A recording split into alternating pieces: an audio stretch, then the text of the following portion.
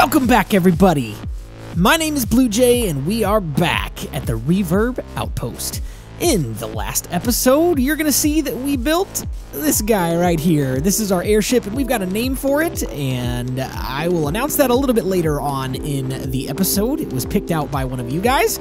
But this thing right here, our auto smelter, it's a little bit ugly, leaves a little bit to be desired after building such a cool looking airship. So we are going to be doing some work with that today.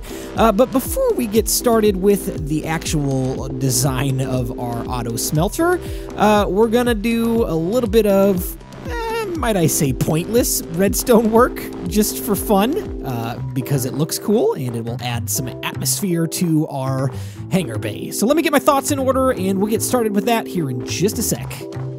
All right, I'm organized and I've got some of the space dug out that we're going to be working in. I might need to tweak it a little bit, but let's get started. I'll explain what we're doing here in just a few moments. We're going to place down a comparator just like that, and it's already activated because of the 64 coal that is in that furnace. So that will receive the signal, and we actually don't need that second comparator. We need a redstone dust. There we go, and we need 6 pieces, including the one we've already placed down. So there's 2, 3, 4. There we go. 5 and 6, and that 6th piece of redstone dust is turned off, and I'll explain why that is here in a few minutes. We need a repeater, and then a redstone torch just like this, and this is where it's going to get a little bit tight with space. We may have to do some tweaking, but we'll place down a temporary hopper right there so that we can run another hopper into the side of it just like that, and we'll take that one back out. There we go, and run this hopper straight back into the other one. So basically one item will go back and forth between the two as long as it is completely unlocked, which it's not right now. So we'll put one redstone dust in there, and you can see that that piece is locked because of that torch. If we take that torch out, it goes back and forth, and that'll be important for our signal because we need the signal to be ticking on and off, and that is a good way to do that. So out of that hopper, we need another comparator, and how am I going to do this? Let's try it this way first, and then we'll take our redstone dust and go this direction.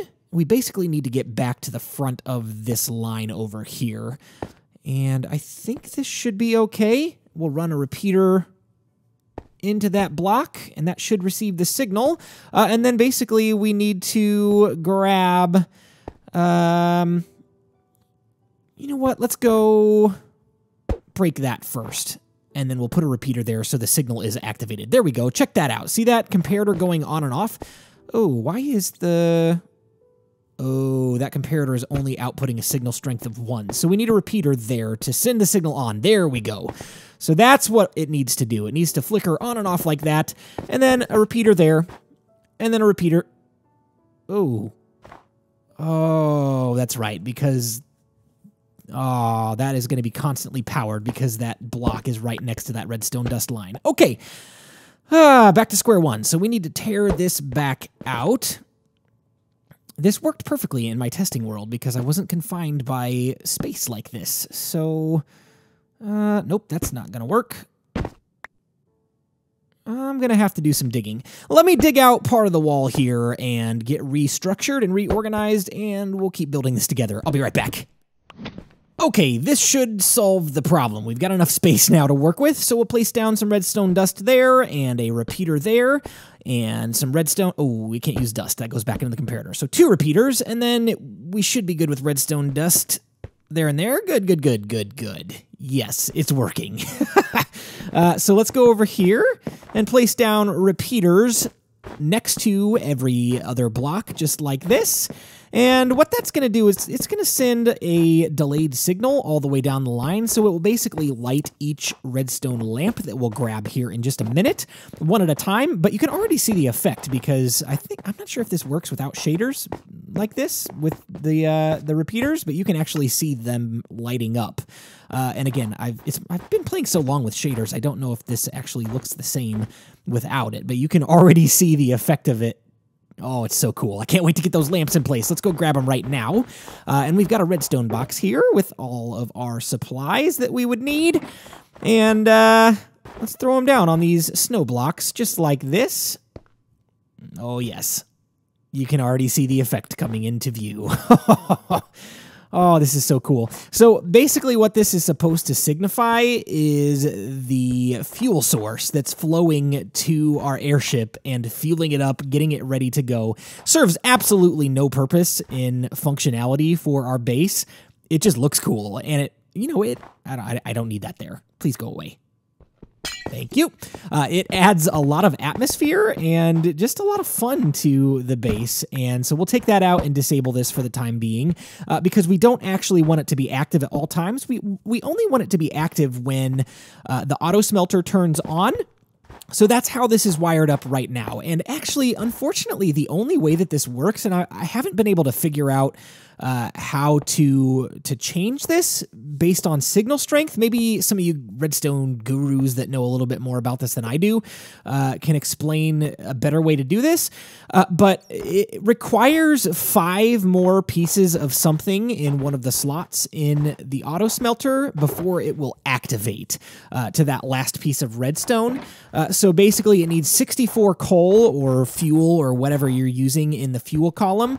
And then it needs 5 pieces of smeltable items, so a total of 69 items before it will turn the system on, which it's fine. It doesn't need to be on at all times. So if we're just melting a couple of things, maybe it's just like, hey, we're powering up the fuel pump to prep it for later on. And when we get a big, massive, load of smeltable items going through the system, that's when it flows into the airship. So that's kind of the idea, is that this is the fuel pump that pumps up the, that fuels up the airships that come and go from this hangar bay. So I think that's going to do it for our redstone. All right, so I ran over to my little starter farm in the snow cave to grab a few potatoes. We got 44, not quite a full stack, but it should be enough to get us a good test run on this system. So we'll go ahead and throw these in the input chest here. And there we go. Smelter should come on.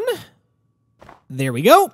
And we've got 1 piece of potato, and then there's 2 pieces, and then there's 3, and then there's 4, and we might have to wait a second because that one just dropped through the system, and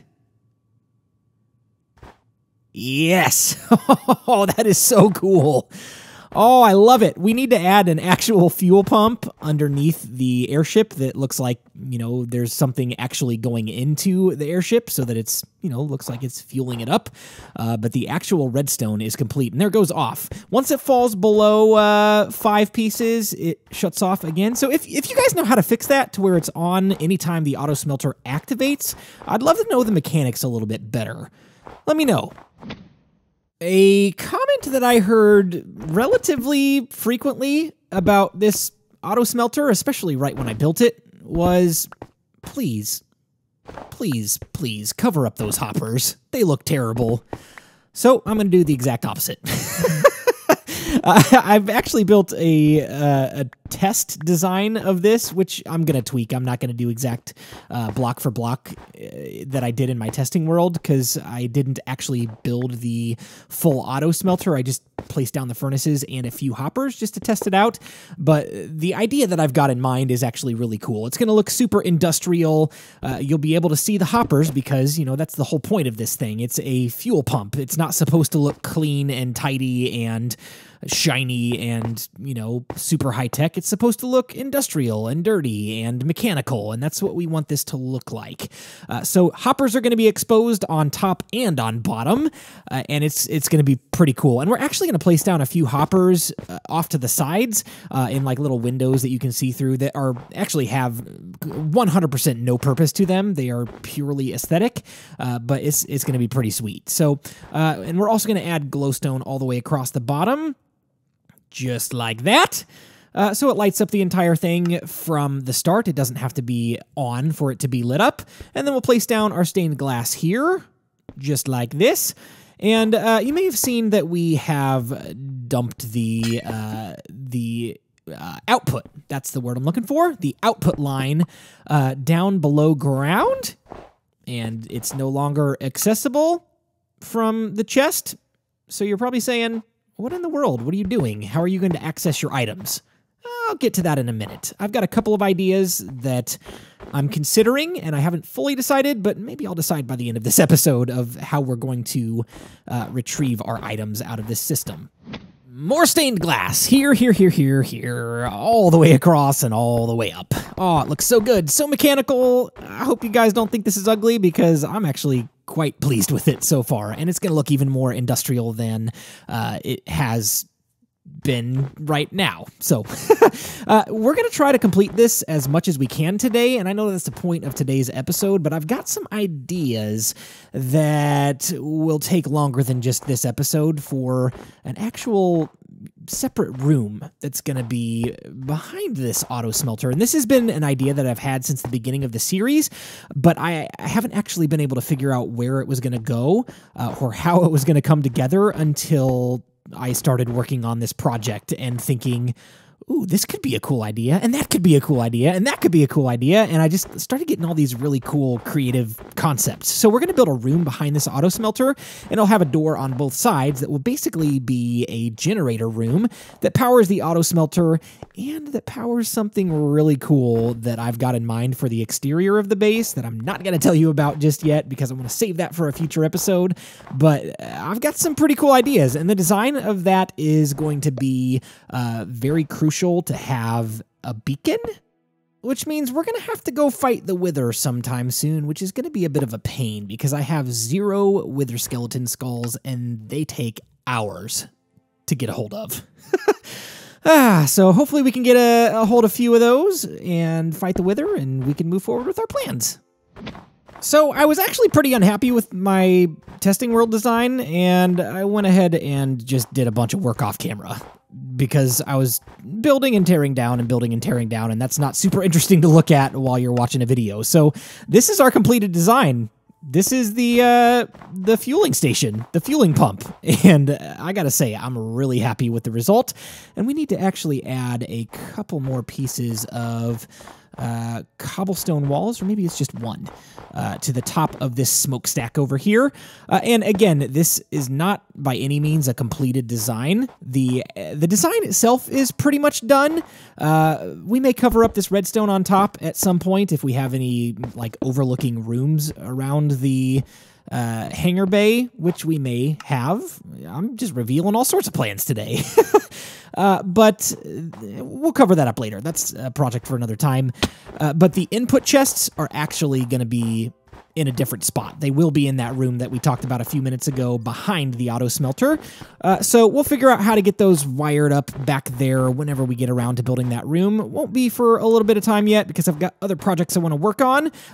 Namely, we need to go get some Wither skeleton skulls, and that's going to take forever to do. So it might be a while before we can get around to this room behind the furnace. Yes, that's looking pretty good. Symmetry. Always about the symmetrical. Okay, let's go over here and take a look at dumping some cobblestone in. Just, again, want to double check that this thing is working now that we have built the actual design. Is it going to light up? Hello? Are you there? Yeah, there we go. I was nervous because when you're building around hoppers, you can accidentally drop stuff in there, and I thought that I had cleared them all out. Let's just make sure. Yes, we got our pieces flowing into the system there, and that's just a temporary chest. We're going to do something else with that at some point. I thought about putting something in here where the items would flow into the ship as if they were being fueled into the ship, but I think I'm going to bypass that idea for something else that I've got in mind. I think what I'm going to do, honestly, is build a storage room beneath the hangar bay and potentially run those items down a hopper line directly into the storage system so that we don't have to put them away. They'll just automatically go into our storage system. So that's my idea, and there's our fuel pump. Oh, I'm just loving how this base is coming together. I'm so thrilled with the last several episodes of just adventures that we've been on and builds that we've done and just progress. It felt like for a while we were a little bit of a stall. but we are making lots of progress on this base, and I hope you guys are just as excited about it as I am. It's that time again. We're going to add another person to the subscriber barracks, and today we are going to add Kitty Crew 27. Thank you so much for being so active in the comment section and making some really cool suggestions. And the reason why this person's being added specifically today... What? That's a lot of bunny rabbits down in the armory. That's strange.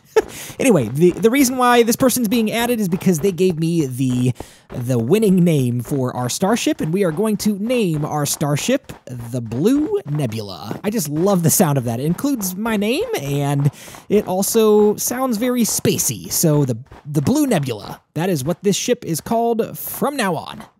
This question has not been asked in a while. How is your family doing? Especially your kids, from Caleb Plays MC.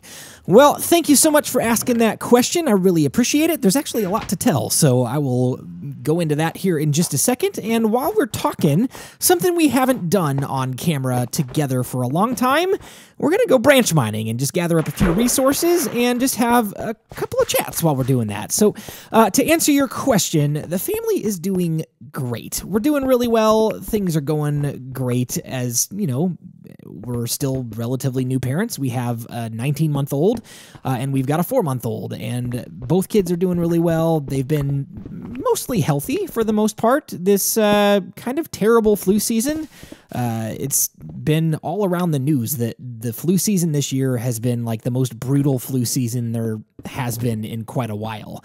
And actually, a few months ago, we were actually supposed to be out of town on a, just a quick weekend getaway with some family, and my wife and I and our oldest boy, all three of us got the flu on the same day at the same time, and it was just miserable. We were all just sick and not functional, and it was just bad. So then I got sick again about a month later. So that was like 2 or 3 weeks ago at this point. I got sick again, and I thought it was the flu until a few days ago when I had flu-like symptoms again. Now, I know the first time a couple months ago was actually the flu. These last 2 times, I'm not so sure, because I'm a huge fan of going to the movies. I enjoy the whole movie-going experience, from, buying the tickets to watching the previews to getting the theater snacks and all of that kind of stuff. So what I think happened was the last 2 times, same exact scenario. I went to see the new Star Wars movie. I've seen it twice now, and I loved it just as much the second time, if not more. I went and I bought some popcorn from the snack bar, and did not have such a great reaction after the fact. I had flu-like symptoms after eating that popcorn, and it was like for a day and a half, 2 days after the fact that I felt terrible, and it was like the exact same scenario both times. So I think that that's probably going to be my last time ever buying popcorn from a movie theater. And I love it because popcorn is one of my favorite snacks. I really enjoy eating it, but not if I'm going to feel like I'm going to be sick for the next 2 days.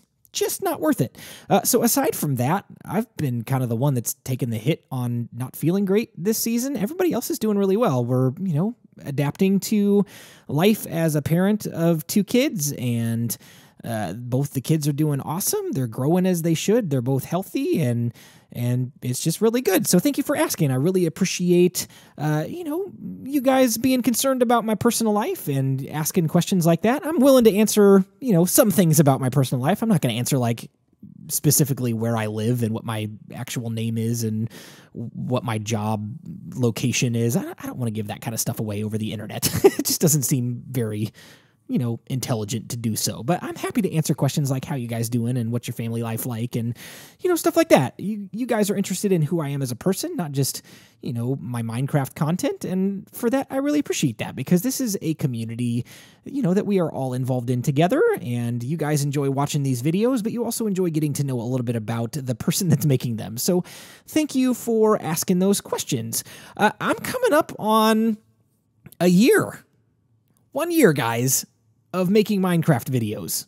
Now, I've made a couple other non-Minecraft related videos, but the majority of the last year has been Minecraft. I started my channel on February of 2017, and we are rapidly approaching that. We are in 2018. Now it's the first week of January, and we've still got till the end of February. That's when I started my channel, but I'm starting to think about what should I do for like a 1-year celebration of the release of my first video. Give me some ideas of what you guys would like to see, whether it's like a special one-off video or something crazy that we do in the Reverb Outpost world, or a special episode of Blueprints. Like, give me some suggestions on what you guys would want to see to celebrate the 1-year anniversary of my channel. And I'm just blown away. I'm just amazed at how well my channel has done within 1 year of being on YouTube. Like, within the first several months, I was seeing some pretty decent growth, and by June, I believe, I had 500 subscribers, and I was like, good grief, I never expected to be that far down the road within a few months of starting a channel. I just, like, things just went really well, really quickly, and then, you know, I joined the Unity realm in July, and that really helped give a nice little boost to the channel as well. And here I am sitting less than a year into this whole YouTube thing at 7,000 subscribers, and you guys are just loving the content, and I'm just having a blast making these videos for you guys, and I hope more people come in and join the fun and join the community and join in our conversations. I really enjoy reading all of your comments and your feedback, your suggestions, even your constructive criticism. Sometimes you guys leave comments that, you know, are like, I don't like this particular build, or I don't like this texture, or,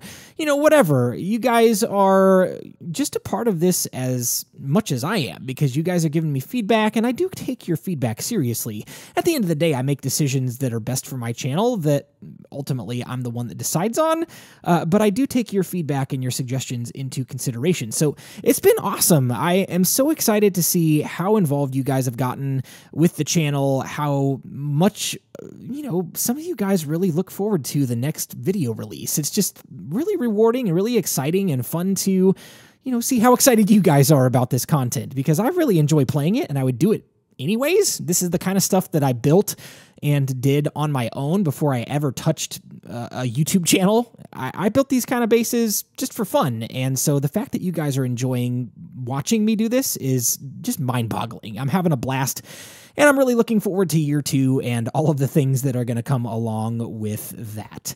So thank you for joining me on this journey. I'm just excited for the future.